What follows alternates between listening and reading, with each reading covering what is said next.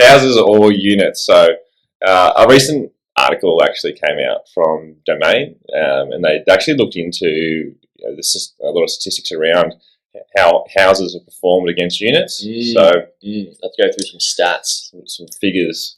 Okay. So at the top, I guess. Yeah. Well, the first point that was echoed on mind was they were measuring, the length of tenure. So that means how long people are holding things for. Houses, on average, are held 1 to 4 years longer than units, and that 1 to 4 is based on all the major capital cities. But for the average, it's around that 3-year mark for an additional tenure. Okay, so people typically hold houses for 1 to 4 years longer. Yes. Than a unit. Yeah. Okay. So what I look at that and go, well, as a livability perspective, people are more aspirational towards the houses, so they're less transactional. There's more scarcity, so therefore, that's what I'm always hunting for in an investment is scarcity. That's a good point. That's a really good point. And investing. Yeah, well, that's supply demand metrics, right? Yeah. So everything comes back to supply and demand, which sounds pretty simple and boring, but it's then you start digging further and further and realize it's a lot more complex. But why the supply and the demand is actually like that, and the reason here, like you said before, is because they're homes and people typically want to stay in a house longer than they want to stay in, say, a unit. Yes, yeah, like makes sense. There's always the more living area, just a bit more comfortable.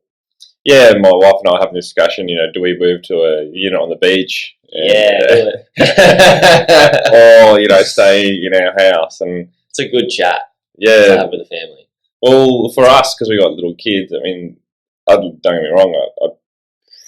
My preference for me, just as a personal preference, would be to be on the beach because I can check the surf and go out the front. Yeah. But I got 2 kids, and the joy that we get from watching them. One, we don't really want them in the house all the time.